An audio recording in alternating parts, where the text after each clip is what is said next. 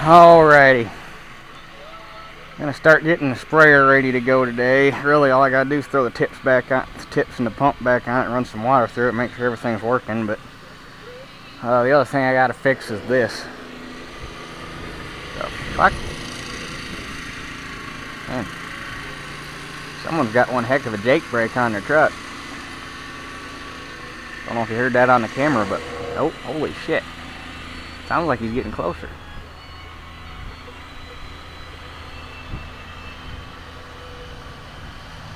Ah, marshes. I pull tractors with them. But anyway, I gotta fix this. This sprayer was originally a flat fold. The booms just laid on top of each other, but it ended up really freaking long because the booms stuck out when they were laying down there, like clear out here. And I didn't want that, so I made it an X fold. So I put this piece on and this. And I thought I was going to be smart and put a lock on there that you just flip over and have an R-pin here. That way, because with them, with a lot of these X-fold sprayers, at least these older ones, they didn't have any way to retain the booms, and going down the road they'd bounce out of the cradle. And so you always see guys got bungee straps and chains and shit strung all over the place to keep the wings folded up. Well, I threw this on there to keep them trapped in the cradle, and we had some bulk hinge stock down in the barn, and I just cut a piece of that out, and it turned out to be way too flimsy, and now the hinge is effed up. So the other day on my way home from work, I stopped by Rural King and got an actual good manufactured hinge. I'm probably going to still shorten it up a little bit, but I'll throw a tack weld in there to keep the pin in, and bada bing bada boom, that'll be fixed. So first order of business is going to be to get this hinge cut off of here. Naturally, I had to plug weld the hole that was in it. Grindy.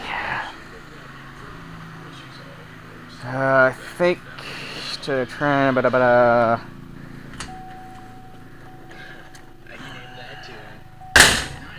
think I might just be able to whack it off with a hard wheel. That hinge ain't made out of much more than sheet metal. Holy shit. The hell tighten that? Where? There it is. And that's not the spanner for... Well, what the hell? Where's the spanner wrench for this one? This one? Nope, not that one. What the hell? This is the only grinder we got. How do we have spanner wrenches that don't fit it? Mother trucker.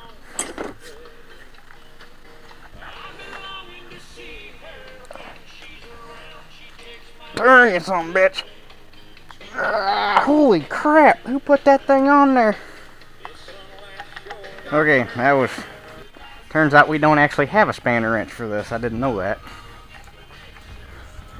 So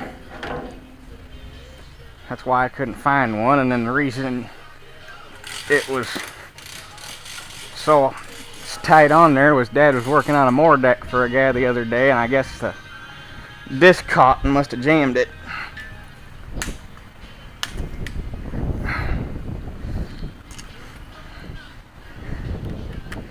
Hopefully this thing will play nice and just grind right off.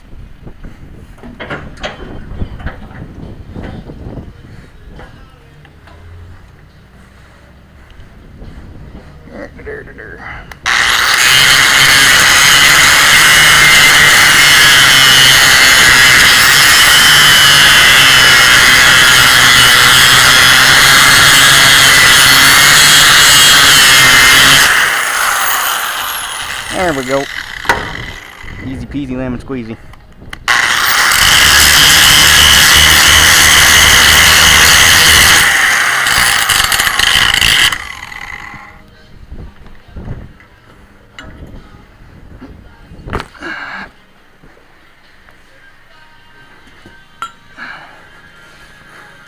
Don't want to inconvenience the dog none and have her have to move.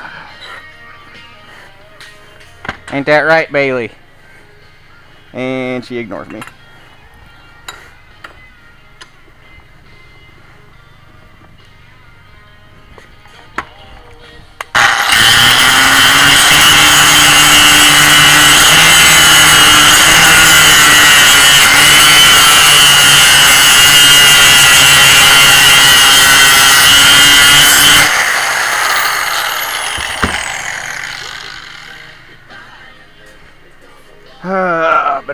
it down so I don't get some fucking copyright thing.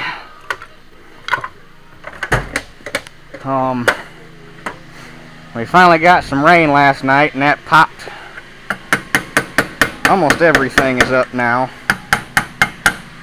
in some form or another.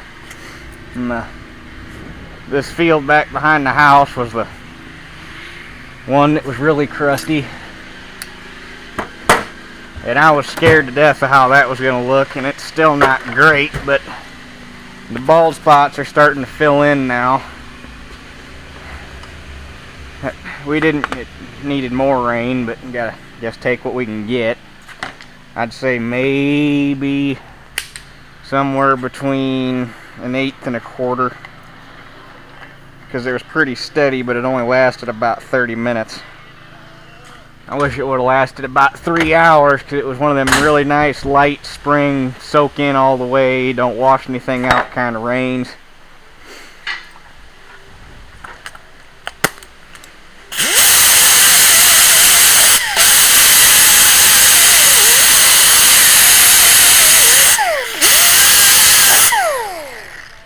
Keep hoping it's going to rain again today. It's partly why I'm working on stuff outside. I figure if I work on stuff outside, it'll start raining on me, but reverse psychology doesn't always work with Mother Nature.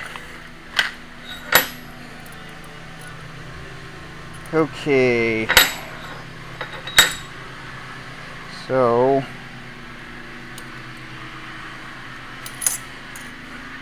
I need to shorten that thing, or do I want to? Yeah, I need to shorten it.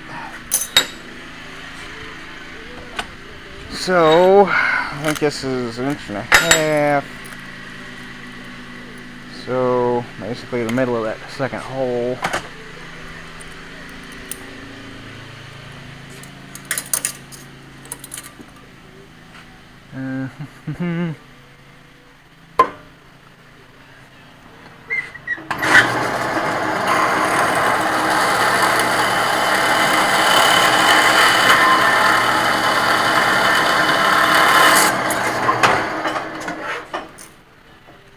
And what I'll do is I'll put a little tack on that hinge pin to keep it from sliding out. Although it's in there pretty stout to begin with.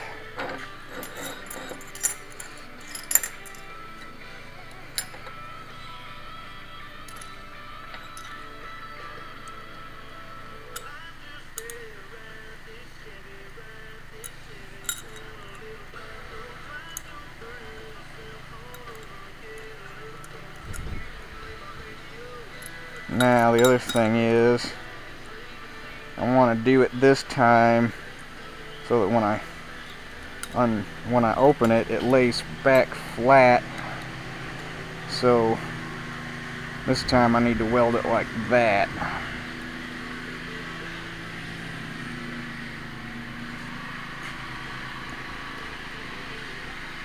So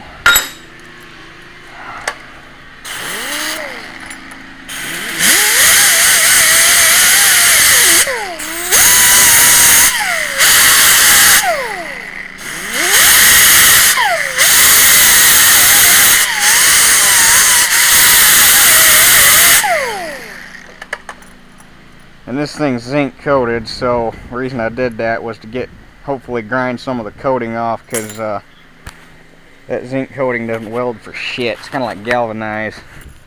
It'll make your weld dirty and weak. Oh, did I hear a little bit of thunder? Hopefully I heard a little bit of thunder. I would not mind if it started raining on me right now. I really wish someone would mow some hay. Although even that didn't work this year, because pretty much all the first cutting around here has been mowed and baled. Not a single freaking drop of rain fell. Normally, whenever you want some rain, just tell the neighbor, hey, go mow some hay. Boom, rain. But, oh well.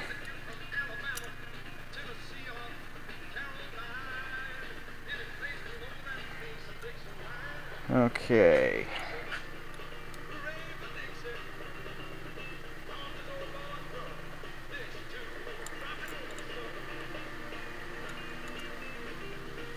Let it right there, something to that effect.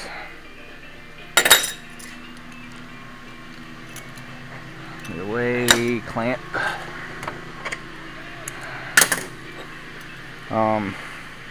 Anyway, in the story I was heading off to tell,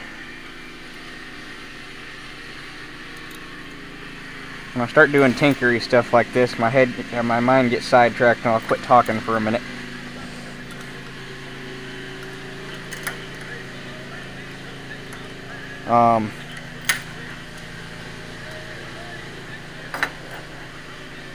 I've got one more planning video to put up. Actually, I'll probably be putting it, today's Saturday, I'll probably get this put up Sunday. So I've got the planning video I'm going to put up tonight, and then I'll put this one up, then I got one more planning video after that. And then I should be all caught up on videos. And I'm going to start spraying hopefully Monday, if the weather, or if the wind dies down.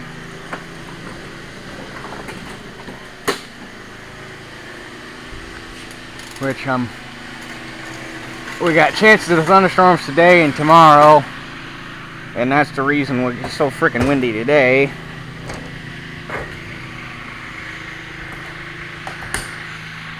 No, don't move. You're okay. But so, and then we got supposed to be sunny all day Monday, so I'm hoping sunny equates to calm day. But we all know how that goes, and it's too freaking windy, you can't spray because it'll drift like a mother. So, but I do have two fields that need it bad, which is the one out there on the highway, that the cornfield that I had the video, or the planning update video on, or in the planning update video, and then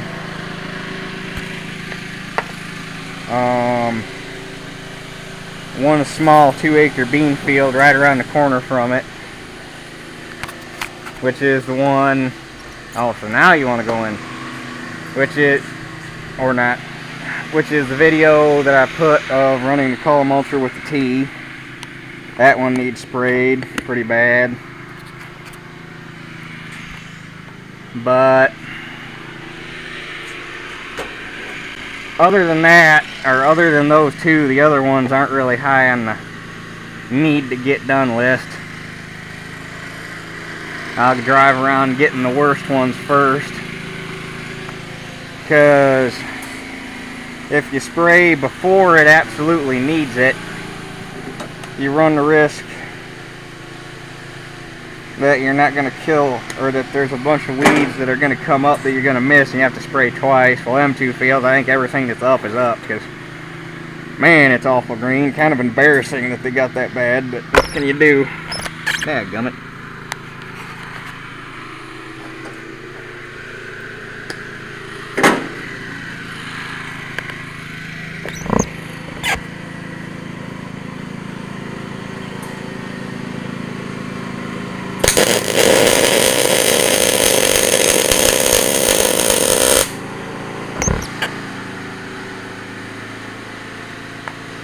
Yeah, see that black shit right there? That's the zinc plating burning off. That'll make the weld dirtier than hell. And go ahead and buzz that hole shut.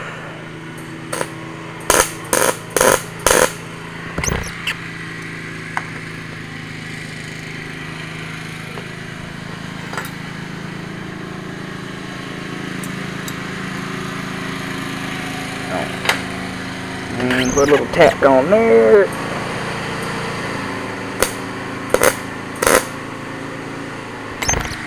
Nothing big, just enough to keep it from doing anything stupid.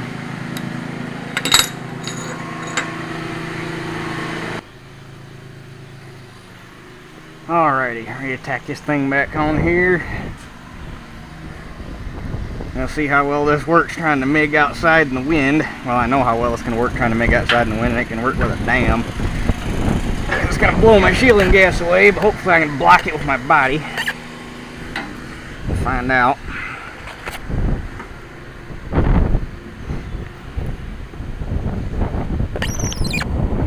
This is gonna look like crap.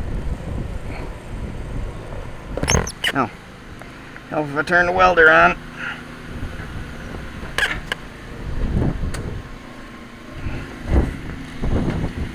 There, now it might actually do something.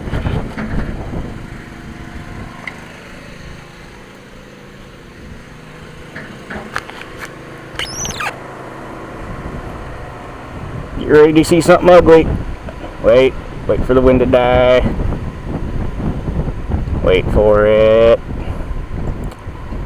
It's like sniping.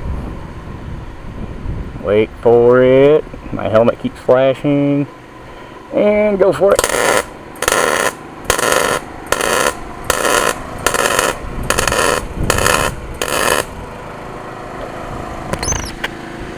Huh. Not too bad. Figure if I bursted it, that pressure burst from the gas would keep it surrounded a little bit longer instead of one continuous weld.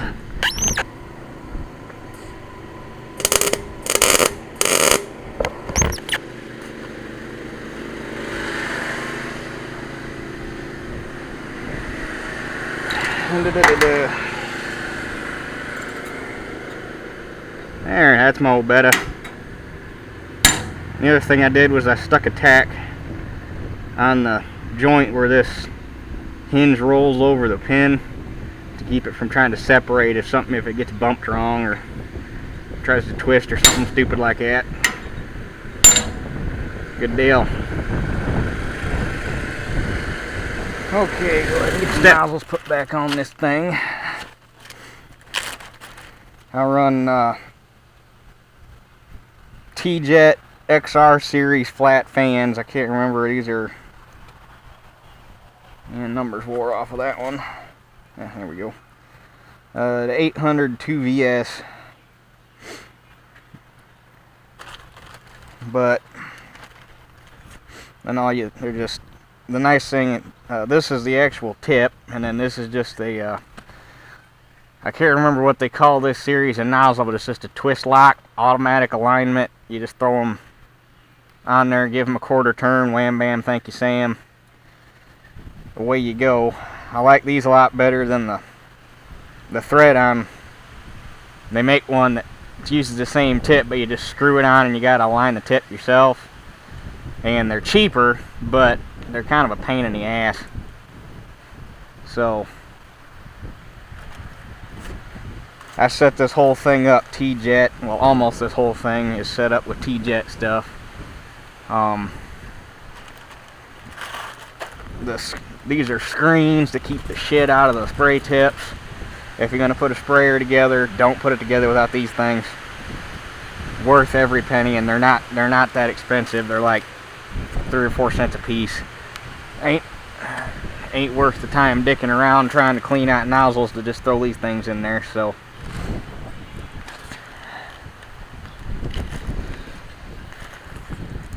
they got T-Jet nozzles, T-Jet clamps, T-Jet tips.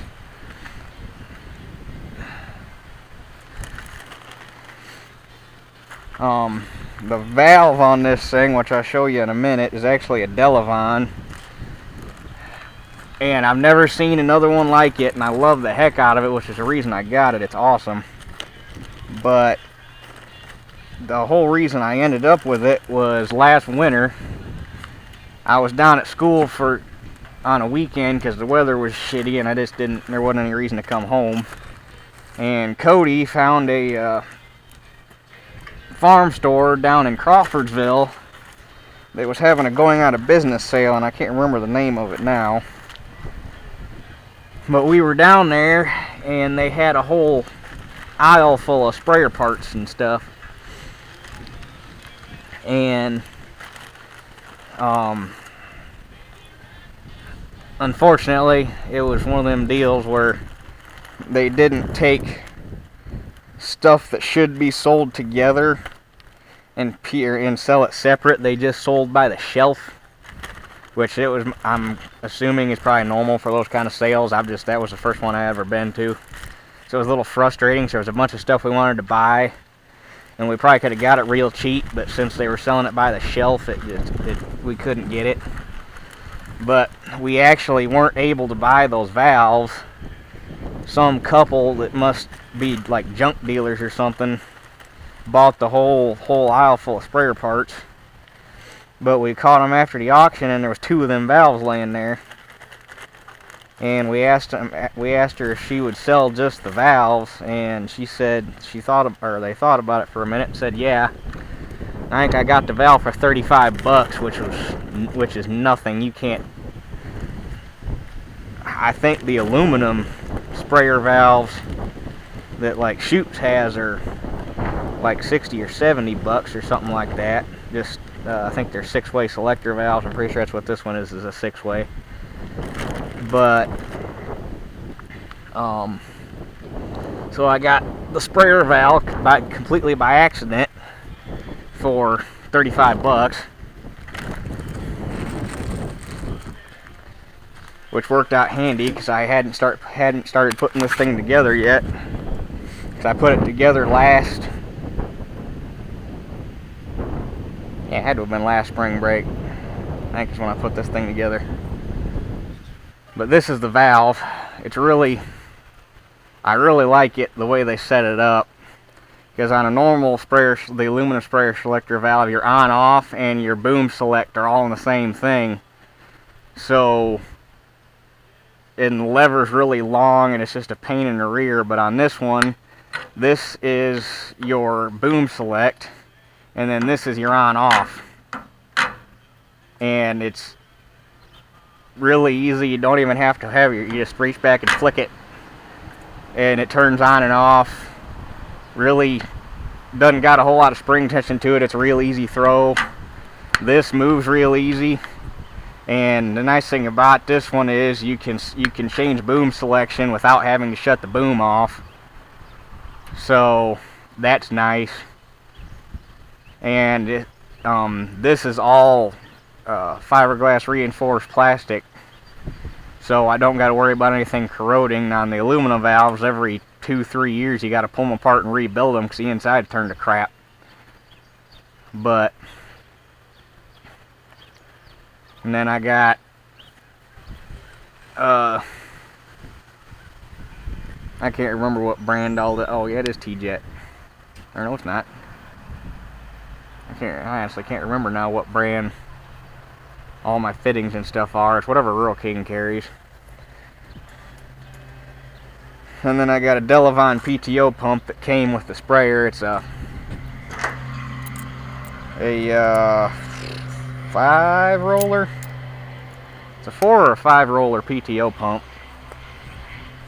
And they still make the parts for it, so I just rebuilt it because a new PTO pump is like $150. I think I rebuilt that one for $20, $25, something like that. There ain't nothing wrong with it. Took it apart, sandblasted the housing, painted it, put new rollers and seals in it.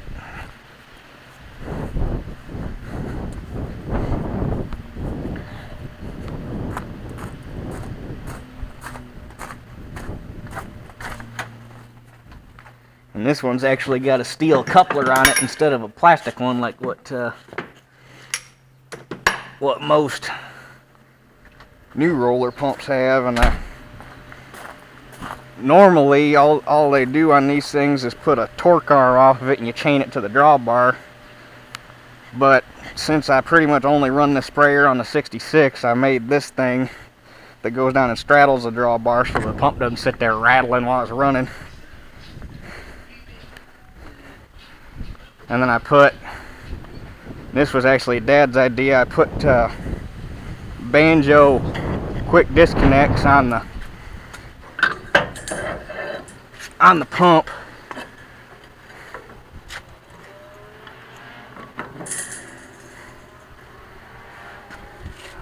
Almost will run on that, but not quite. But I put banjo quick disconnects on the pump so that the pump's real easy to take on and off.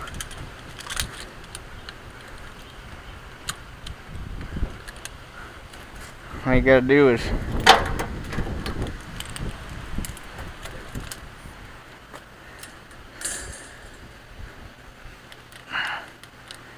and then there you go, you're hooked up and ready to rock and roll.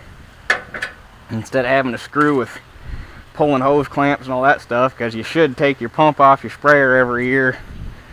And what I'll do with that is I'll take it off and then stick a garden hose in it and let it just run with normal water for 5-10 minutes to make sure all the chemicals out of it, and then I'll fill it up with used motor oil.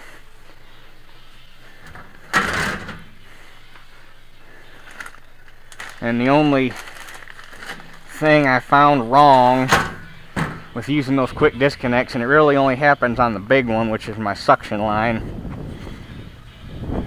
is the bouncing around and the hose flopping is enough to make the locks pop open, and you'll lose the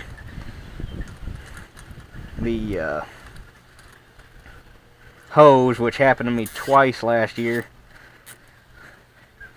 Because the first time I thought it was just a fluke, and I turned the corner something wrong and it pulled.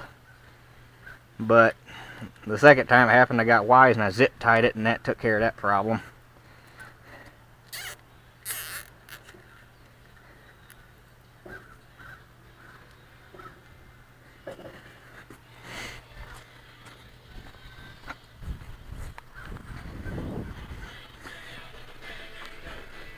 Oh, and the other thing about them T-Jet twist lock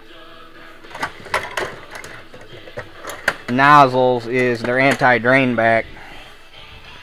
So the reason they're so tall is they've got check valves up here in the top so that it can't drain back into the tank and lose prime. And when you go to fold the booms up, you don't got to sit there and hold the boom and let everything run out of the hoses before it quits dripping on, and you don't get chemical all over you from doing that.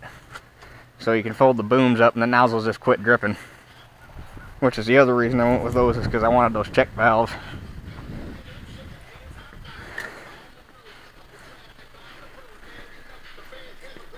And there are a lot of guys that bitch about how expensive sprayers and stuff are. But I bought this thing. I only paid 75 bucks for the front.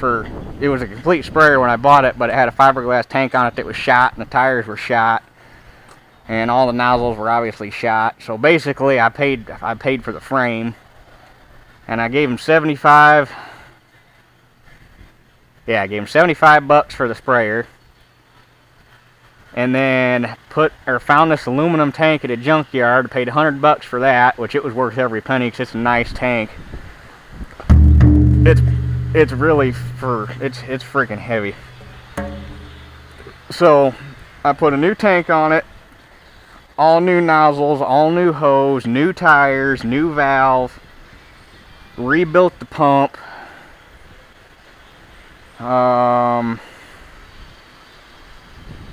Yeah, that was basically it, 'cause there ain't really a whole lot to a sprayer. So all that stuff, and I only have like 700 bucks in this thing. And I can do my own spraying. I'm not at the mercy of the co-op, which why anybody would pay a co-op to spray is beyond me, because one, they're known for spraying the wrong thing on the wrong crop and killing stuff. And two, you're at the mercy of their schedule, and they're gonna give the big guys who pay them the most money first dibs on getting sprayed. So I would be stuck waiting until they were done with everybody else. So I mean, and you could pick these old two-wheel 300 gallon sprayers up for 150 bucks all day long and throw another, if you don't got to buy a tank, which you don't always have to, if you got one with a poly tank on it, they're usually still alright, unless they've been sitting outside uncovered for an extended period of time. Poly usually holds up pretty well, the UV, especially if it's not in direct sunlight. Even if it's like sitting under a tree or in a fence or something and the sun can't get directly on it, it'll hold up good too. But That must be from welding that thing. Where was I going with this? Oh yeah, you can pick one of these sprayers up for like 150 bucks, and if you don't got to put a tank on it, spend another 300, somewhere between 300-400 bucks to replumb it, put new nozzles on it, and you got yourself like a $600 sprayer. And then you can do your own spraying, which is cheaper than having it hired out. So I don't know, there's a lot of guys that have their spraying hired out, and okay, if you only farm a few acres and you don't want to piss with it, okay, I can understand that. But if you're like me and you don't want to be at the mercy of somebody else's schedule and you plan on growing, I don't know why you wouldn't buy your own sprayer. And I could easily, for everything I did to it, get my money back out of it if I wanted to sell it and get a different sprayer. But the way this thing's built, I mean, I could modify the hell out of it any way I wanted, because you can move this saddle. I think I got it. Yeah, I got it all the way forward now. You can move this saddle back, and I think you can get like a 400 or 500 gallon tank on this thing. And then, if I wanted to, I could. And I've actually thought about doing it, and if I do get a bigger tank, I probably will. The way this frame's built, it wouldn't be hard to get like a set of 10-bolt hubs for it, and remake the axles to get it up on some like 20 or 24-inch tires to make it a roker, give you more ground clearance and get you some ag tread tires on there to make it better than soft ground. Or heck, the way that spindle's made, you could even, if you can come up with the parts, make it a walking tandem. Which would also, if you put a bigger tank on it than that, I would definitely try to do something different for tires. Because that right there is a 200 gallon, and you take 200 times, I think water's 13.8 pounds per gallon, or is that chloride? Water 11 pounds per gallon.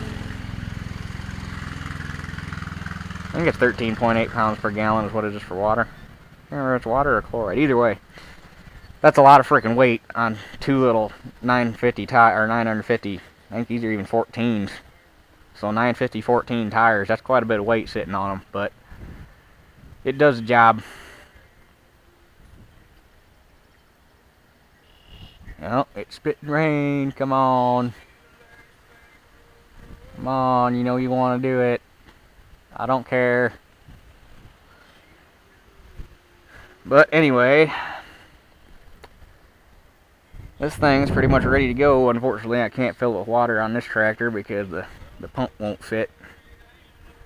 I may modify that bracket at some point, because really all I got to do is whack these tabs off, because I made them long intentionally. All I got to do is cut these tabs off of here, whack this angle off, and weld the tabs back on, because it's plenty wide.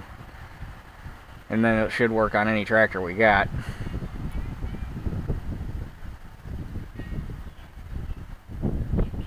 So, oh, that's not a Delavon pump, it's a Hi-Pro. Or maybe Delavon bought out Hi-Pro, and that's why I was thinking that. I'm pretty sure I put Delavon parts in it. But, or did I put Hi-Pro? Maybe Hi-Pro. I can't remember. Either way, it's rebuilt. So, but anyway, this thing should be ready to hit the field as soon as I run some water through it and make sure it's all cleaned out. So,